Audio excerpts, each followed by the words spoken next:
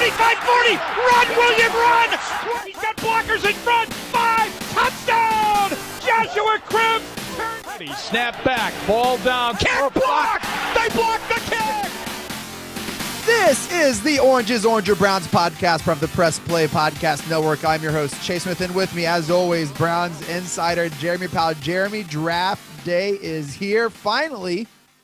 Although it kind of came up quick because there's not much to look forward to this year. We're not drafting in the top 5 or 10 or even top 15. Jeremy, we're good. It's incredible. I was thinking about this the other day. Most years we start draft prep in November. Yes. Right. So this year it feels like wow, the draft's already here. Are you kidding me? But you know what, Chase? I'm just as excited, not just because it's in Cleveland, not just because I'm going to be there.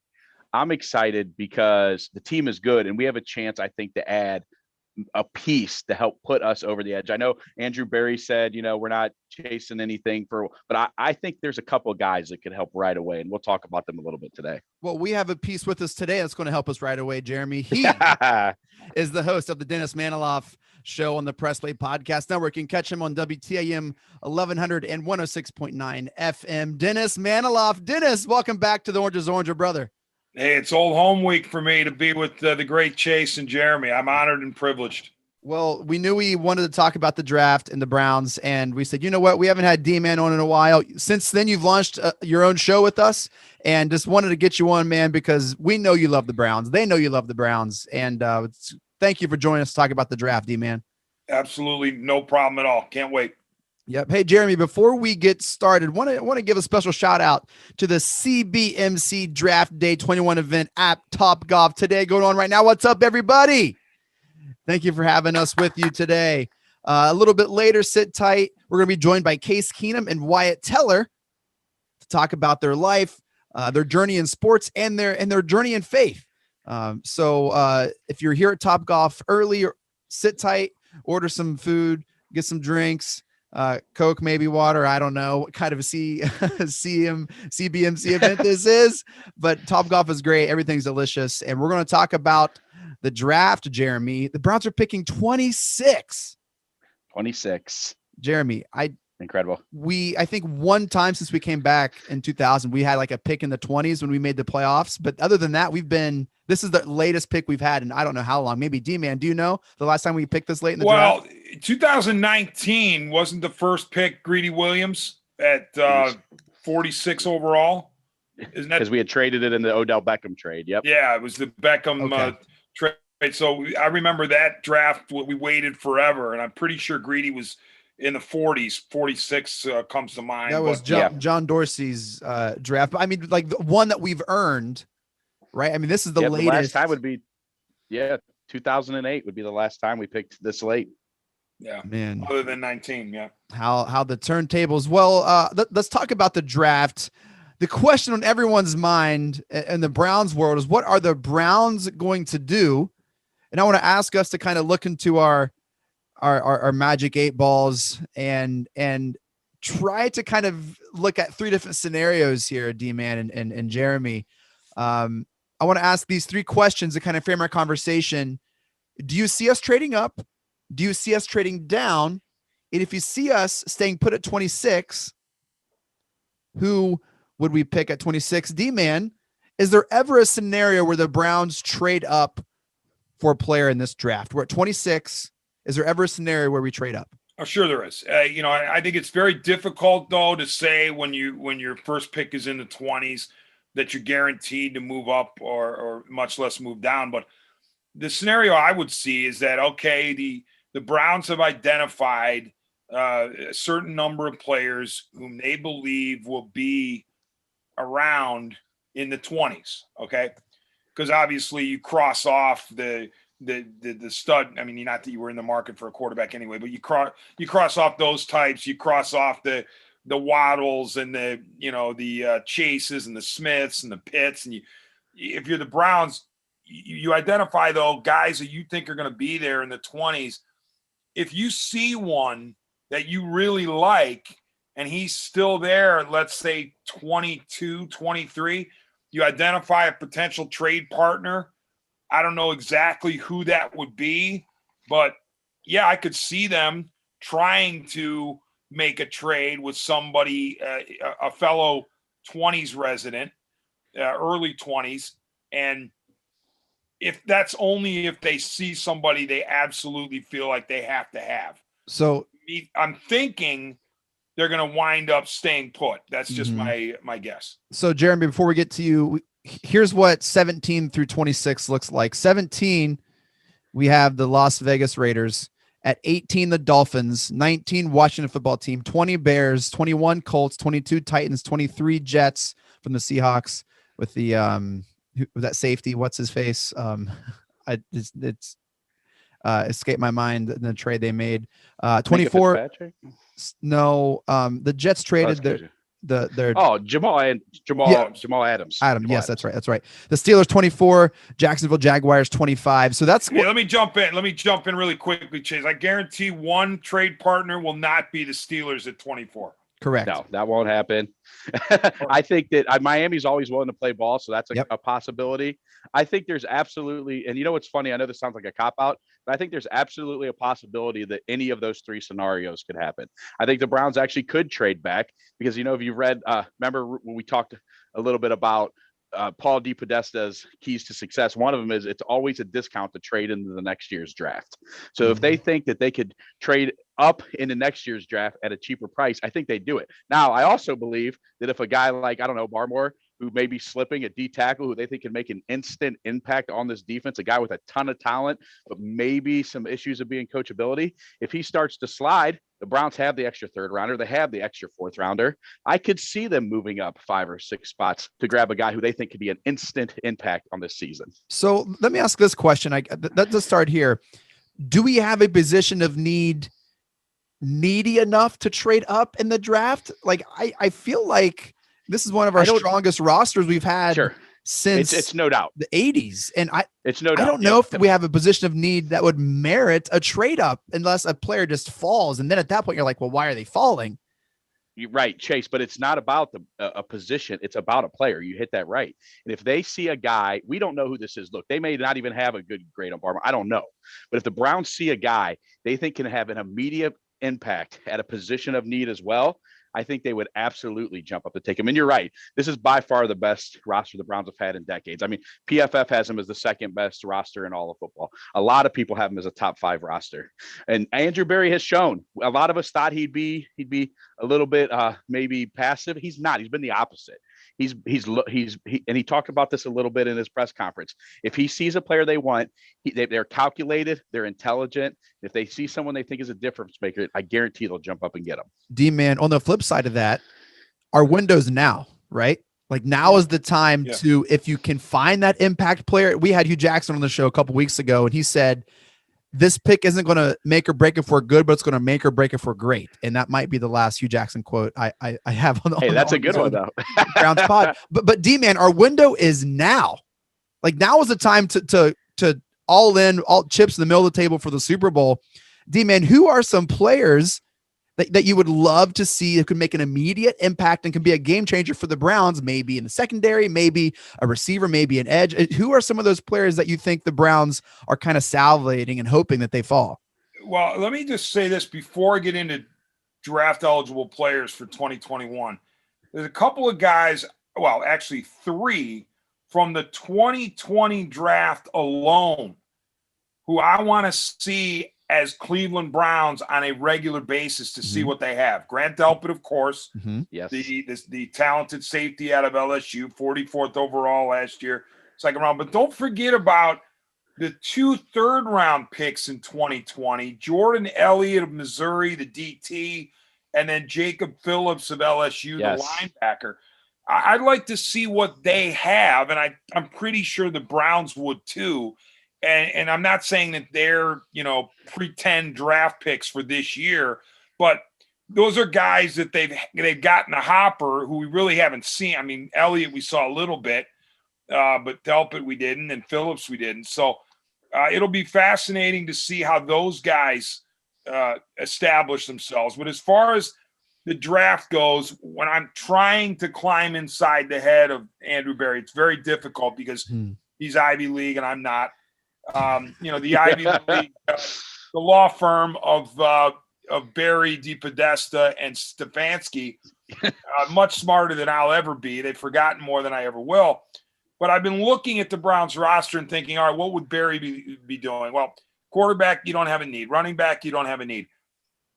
Wide receiver, I do believe the Browns need to get faster at that position. Mm-hmm. The question is where, how? And that's why I took some, not solace, but I when I heard Barry talking about the future investment, Mm-hmm. that's kind of what I was thinking of. Does he go for that speed merchant, recognizing that the expectation is they're going to have Beckham for, at least one more year, but begin to transition the receiving core to a faster receiving core, or at least add a burner, which I think they desperately need. So, but, would that be a guy available at 26? Perhaps. I mean, the kid Bateman from Minnesota Mm-hmm. intrigues the heck out of me. I love him. Something tells me he's going to be in the 20s. The question is where. So that would be in line with that. But after that, you move to the line.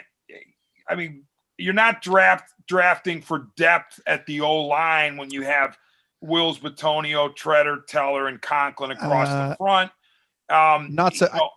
Not so fast. I don't know. I've been crucified on Twitter for thinking the Browns are going to draft the O-line in the first round, but there's zero chance. I disagree. You also have Drew Forbes. You have Drew Forbes and Hubbard as well. I mean, that is a solid 7-man group right there. I'm not saying you can't use depth there. I'm sorry to cut you off, Jeremy, round. but first round. If you stay at 26, I don't see it. So then you move to the D line. Okay, the defensive tackle position seemingly has a need. You've lost Ogunjobi. Richardson's, I believe, still out there. Is that right, Jeremy? He's not signed with anybody. Correct. But the odds are that he's not coming back. But I don't know that this particular front office views the defensive tackle position as the be-all, end-all. I think that they're all about the speed and the edge rushing and the versatility. That's one of the reasons why Clowney was attracted to him, because Clowney can go inside if need be. So I don't think this group, led by Andrew Berry, is wed to the defensive tackle is the game changer that maybe we think it is. And I don't think at 26 there's going to be a defensive tackle stud guaranteed future Hall of Famer sitting there. So I don't think they go that route. Now the edge, you can always add edge rushers, especially in today's day. I know they added Tack McKinley and they added Clowney, but I don't know. I mean, I got to see one or two of those guys play 16 games before I'm ecstatic. So an edge rusher like a Rousseau, if he's still there, the kid from Miami, maybe. But then I start to look at more of the need to match up with what Jeremy's talking about, the player, and that is linebacker, specifically the off-ball linebacker. I want the speed at the linebacker position. I want a guy who is physical, the combination of physical and speed, doesn't everybody? So I think they would look at a linebacker, and if they've identified one who's still there, I think they jump. And the other position that I saw on this roster, on this depth chart, that I felt could always use another good player is cornerback. Mm-hmm. And I know they've got some good corners, but there's also some, durability issues with some of those corners, specifically Denzel. So I think that, absent a player that they identify who's absolutely the guy they want, I think they'll be homing in on linebacker and cornerback before anything else. And if you just got to your table, we want to welcome you to the CBMC Draft Day 21 at Topgolf. This is the Orange is Orange or Browns podcast. Chase Smith, Jeremy Powell, live with Dennis Manoloff, talking about the Browns. Demon, I thought you nailed it right on the head there. But here's what we know about the NFL draft. QBs are always overdrafted and drafted higher than they should. Corners are usually drafted higher, and people overreach for corners. Here is why I think the Browns could maybe look at getting no one's going to like this, a lineman at 26 because of the value that they see there. Look, Treader is 30. He's not going to get any younger. All right. And if you're starting a guy that Baker just met in the playoffs against the Steelers in Pittsburgh, like that's a problem. They have the best line in football. Let's keep it that way for the next 7 years. I'm just saying they saw good things. They gave him a 2-year contract with that Blake guy, but that's it. You want to maximize Chubb and Baker. I think if corners, if receivers, if quarterbacks, that's 15. I mean, potential players that could go. I mean, obviously they're not going to go all 1 through 15, but they're talking about 5 quarterbacks.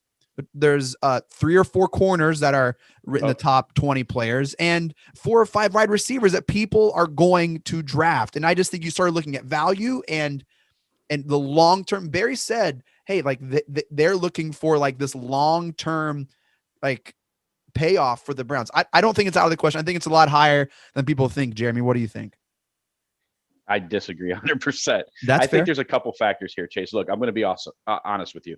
The Browns are brilliant. They have the front office is brilliant. They know exactly what they want to do salary structure wise. They know they already going to have a lot of money tied up in the line. When you got a left tackle Wills that's going to be coming up, in a few years, it'll be here quicker than you know. I think they're going to end up extending Wyatt Teller. You already have Batonio for a couple years. You just signed Jack Conklin. There's a lot of money already tied up in that offensive line. A first-round pick that's guaranteed 5 more years. It's a rookie contract. There's no money. It's still no. A first-round pick, even at 26, is still a lot of assets to put into a line that already has a lot of assets dumped into it. And I am of the belief that Wyatt Teller is going to get something as well coming up. I just don't see it happening, Chase. I really honestly don't. But let me say this to piggyback a little bit on what you're saying. There's a school of thought that the first 10 players taken in this draft are all going to be offensive players. Yeah. So there is going to be somebody that falls to the Browns at 26 that's good if the Browns do decide to just sit tight at 26. And there's a guy that could be around at 26 that I absolutely love. And that's Greg Newsome, the cornerback from Northwestern. If you remember when the Buckeyes played Northwestern, that incredible interception he had in the end zone, this guy has it all. He's smart. He has ball skills. He has speed. He can play. I guess there's a little bit of a durability issue with him, but this guy is a guy that I love. And I think I could see the Browns just salivating over this guy. He may not get there. I think PFF has him as maybe 20, somewhere in that range. Everybody has him in that 20 to 23 range. But if you really get 10 offensive players going in the top 10, there's a chance he could slide down to the Browns. And I think that's a guy they would love and a guy I would love. D-Man, what do you think about the cornerback class here? Yeah. Well, I think about Eric Stokes of Georgia as a possibility that maybe he gets down there. Asante Samuel Jr., maybe he is available there. Those are a couple of guys that I've been impressed with as I've done research for my upcoming podcast and also for my radio shows on WTAM 1100. Those are guys who have a lot of respect from the analysts as potential availability, in the mid to late 20s of the first round. You've got the Jamin Davis or Jamin Davis from Kentucky, the linebacker who's been linked to the Browns on several mocks. Yeah. I mentioned Rousseau. I'm thinking that Kwity Paye is going to be gone by the time the Browns pick. The fascinating dude to me, as I've researched this and studied various mocks and analysts and what they say about these prospects, is the youngster from Penn State, Jason Owe. Mm-hmm. I mean, Greg Cosell, other than Jeremy Powell, Greg Cosell to me is the greatest NFL prospect evaluator I've ever seen in my life.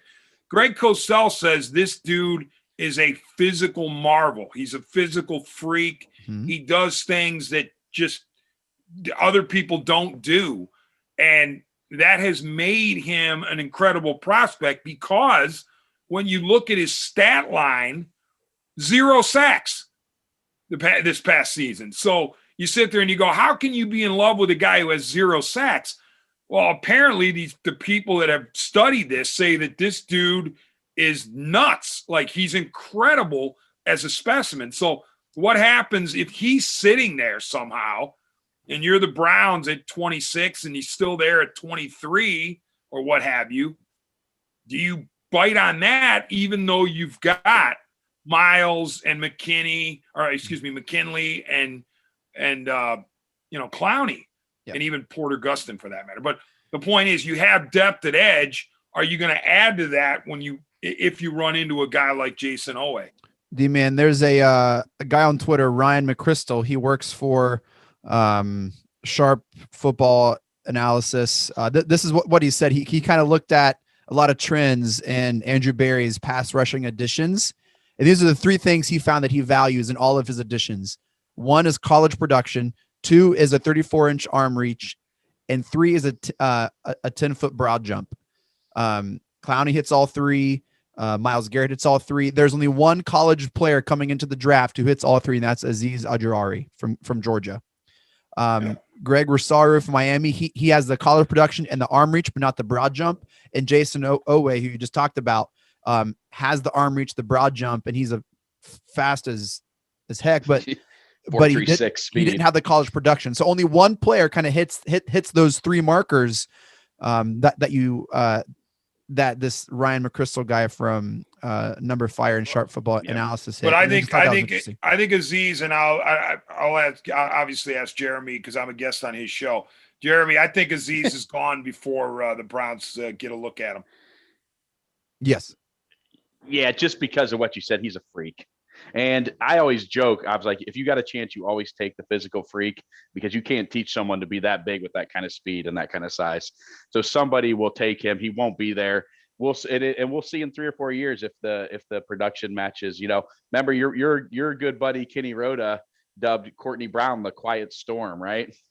Because he had all that same. That was Roadman's nickname. Yeah, the Quiet Storm. You didn't know that? I did not know that. I thought that was his nickname coming out of Penn State. Wow. No. All right. But I think that Kenny kind of said it mockingly because he never quite lived up to his billing, and a lot of that was due with injuries, no doubt. So we'll see, but no doubt that he is a freak and has all the tools it could take to be a big player. Almost time to make our picks. If you just joined us, welcome to the Oranges, Orange Browns podcast. This is Chase Smith with Jeremy Powell and Dennis Manoloff. You are at the CBMC Draft Day 21 extravaganza at Top Golf. Sit tight. Case Keenum Wyatt Teller is on their way, going to be joining us next. We're about to make our predictions for the 2021 NFL Draft. Before we do, D-Man, what are the three biggest positions of need for the Browns heading into the draft tonight? I would say off-ball linebacker, cornerback, and then DT. I guess defensive tackle. Even though, as I said earlier, I think that this front office has sort of downgraded the importance of defensive tackle per se. But I think it's still, anytime you lose Ogunjobi and stand to lose Richardson, it's a position of need. Yeah. Jeremy, what are the three positions? Yeah, I agree. I'm going to go with corner first, though. I'm not sold that Greedy is going to be a great NFL player. So I'm going to say corner, defensive tackle, and I agree. Maybe one more fast off the ball outside linebacker. Ooh. All right. I have our positions of need. Corner. Chase is going to be offensive line, and offensive line. No, I have corner. I have the center position at number 2, and wide receiver DT kind of tied there. But I do think corner. I don't think Greedy is a sure thing. I would love for him to be, but man, we just could not. We're all trying to catch the Chiefs, and I think we're going to see a lot of, the 2 linebacker, 6 DB formation that Woods likes to run. And, I don't know. So, all right, D-Man, what are we going to do at 26? Who do you see us drafting? I'm going to say the Browns stay put, and I'll go with the Miami edge rusher, Gregory Rousseau. Love it. Love it. Love it. Jeremy. Okay, let me give you 2 quick scenarios. One, I think the Browns are going to end up trading back. They're going to acquire a second this year and someone's mid-first next year, and that's what they're going to do in my little dream scenario. If that does not happen, I'm going to go with my guy. I think Greg Newsome. I think if he is there, I think the Browns run to the podium. I think they love him. I think he checks the boxes. That's my prediction. Jeremy says corner Greg Newsome. D-Man, says Gregory Rousseau, edge out of Miami. My prediction is that the Cleveland Browns will select Tyson Campbell, cornerback for Georgia. I think they really like SEC players, and I just see him fitting. I think, I don't think the Newsom's going to be there, Jay. I think corners, receivers, quarterbacks, they're going to be littered all across the front. I would even be surprised if Tyson Campbell is there for Georgia, but that's my pick. Also, don't be surprised if the Browns go O-line here. I'm just going to say it. I'm just going to say I think that could be a possibility. People, and if I'm wrong, well, hey, I'm wrong. But that's what I see happening. D-Man, thank you so much for joining us, talking about the Browns draft. You're recording your show tomorrow night, a big Browns. Well, not tomorrow night. You're recording. Your show's out right now, the Dennis Manoloff show, right? Yes, I can't wait to record it tomorrow. And as part of that show, I'm going to scratch my head verbally as to why Justin Fields is being picked apart in some circles. It just boggles my mind how Justin Fields is being mentioned behind Zach Wilson, like automatically. Like you have to say, well, Zach Wilson's better than Justin Fields. Really? And Mac Jones is automatically better than Justin Fields as an NFL prospect. I mean, come on now. Use your rational mind here and your eyeballs when you're watching Justin Fields tape and tell me that he doesn't stack up with anybody else at the quarterback position in this draft. You can catch that on the Dennis Manoloff show, available right now on Apple Podcasts, Spotify, and wherever else you listen to podcasts. Jeremy, the draft is here, man. Just a couple hours away. Let's go, man. I can't wait. We're in Cleveland, where the draft is, the center of the NFL universe, and your Browns are looking to take the next step to the Super Bowl. Cleveland is looking beautiful. Thank you so much for coming to the 2021 CBMC Draft Day special at Topgolf. And thank you all so much for downloading and listening to this special Browns draft preview episode of the Orange or Browns podcast. Make sure to subscribe to us if you can on Apple Podcasts, on Spotify, wherever you listen to podcasts. Check us out. Shouts to the Press Play Podcast Network for making this possible. Visit pressplaypodcast.com for sponsorship information and to see how you could host a show on our network. Check it out. Make sure to follow us on Twitter. We're still trying to reach 5,000 followers. Help us out, would ya? And shouts to our special guest, D-Man, Dennis Manoloff. Dennis, it's always a better show when you're on. Thank you so much, brother. Really appreciate you guys having me. Thanks. Yep. Jeremy, any final thoughts, man? Let's go, baby. I'm excited. I really am. You know what's funny, Chase, is I'm actually more excited for the draft than I thought I was going to be because we're picking so low. But I think just it being in Cleveland, the vibe is cool. The stage looks awesome. Seeing Ian Rappaport in Cleveland today doing live shots from just in front of the stadium got me like super jacked. I'm not going to lie. Cool. Well, it looks awesome. Have fun at the draft tonight, man. And hope you guys have fun today at Topgolf. Hit them long, hit them straight, and enjoy the food. The food is so good. Underrated part of Topgolf. The food is delicious. Those pretzel bites are great. And the dessert, oh my gosh, those little donut desserts. Make sure you guys get some of that. It's delicious. And hope you guys have a great day. Stick around. Case Keenum, White Teller coming down. Here we go, Brownies. Here we go. Hoo, hoo.